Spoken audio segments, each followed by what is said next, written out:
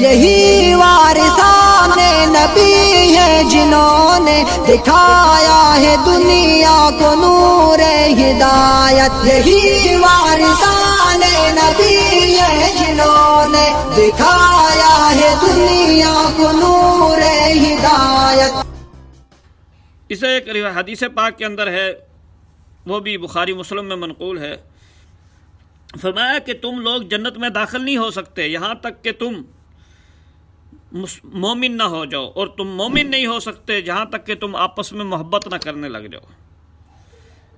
ایک حدیث پاک کے اندر ہے، وہ بھی بخاری مسلم میں ہے، کہ تم ایک دوسرے کی ٹو میں نہ رہو، عیب نہ تلاش کرو، آپس میں حسد اور کینہ نہ کرو، اناد نہ رکھو، بدگوئی نہ کرو،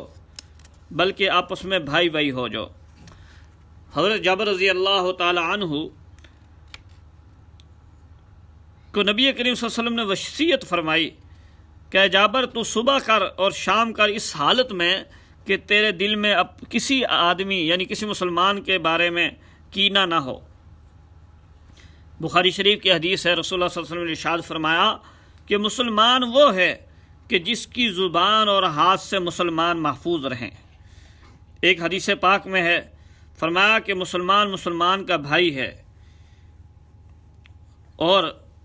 اپنے بھائی پر وہ نہ ظلم کرتا ہے اور نہ اسے ذلیل کرتا ہے اور نہ اس کی تحقیر کرتا ہے۔ ایک حدیث پاک میں ہے، ارشاد فرمایا کوئی مسلمان کسی مسلمان سے بول چال بند نہ کرے 3 دن سے زیادہ، یہ جائز نہیں ہے۔ ایک حدیث پاک میں ہے، رسول اللہ صلی اللہ علیہ وسلم نے ارشاد فرمایا، اس کو امام حاکم نے نقل کیا ہے اور صحیح کہا ہے، کہ جو شخص اللہ اور قیامت پر ایمان رکھتا ہے اس کو نہ چاہیے کہ اپنے مسلمان بھائی کی طرف تیز نظروں سے گھورے، یعنی مسلمان جب بھی کسی مسلمان کو دیکھے تو پیار اور محبت سے دیکھے۔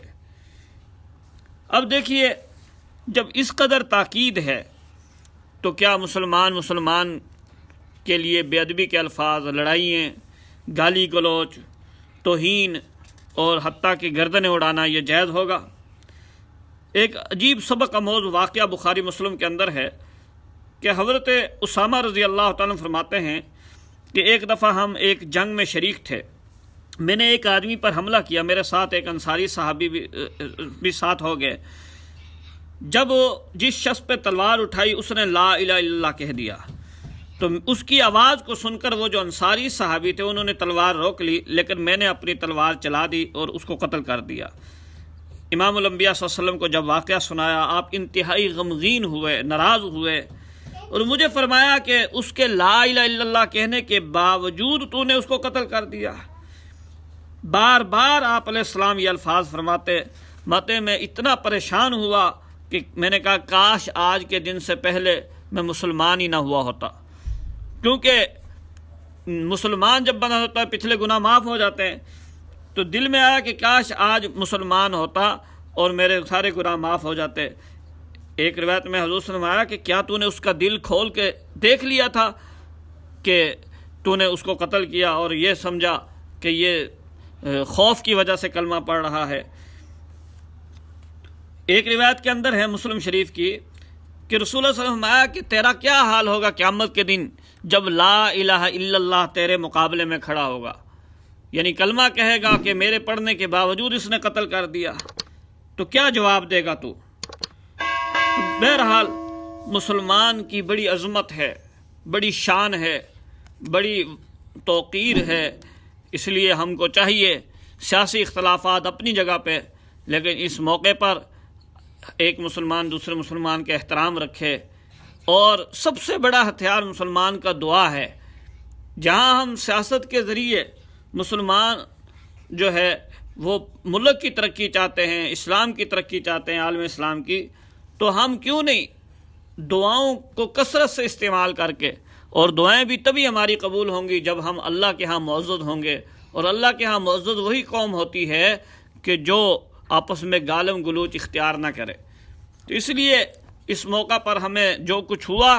توبہ کرنی چاہیے، اور آگے اپنے مسلمان بھائیوں کا احترام دل میں رکھنا چاہیے، اور قتل و قتال تو بہت دور کی بات ہے۔ اللہ تعالی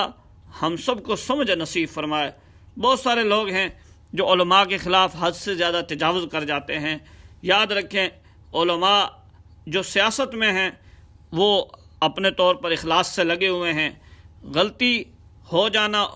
ہو سکتی ہے، وہ تو مجتہد کا کتنا بلند مقام ہوتا ہے، لیکن مجتہد سے بھی خطا ہو سکتی ہے۔